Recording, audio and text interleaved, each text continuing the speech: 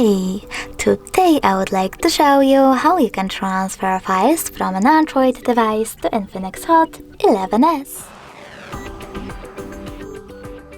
First of all, just open Play Store on both smartphones and install this free app called Send Anywhere.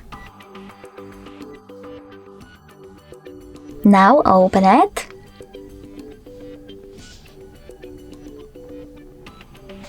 And select I accept, confirm, continue, and finally allow. Then do exactly the same on the other device. From here you need to choose send on your Android and receive on Infinix. Then tap on all of those type of dots and when you're ready, select send. This way you will choose all of those files and transfer them later on. It will take some time though, so I will go with only one.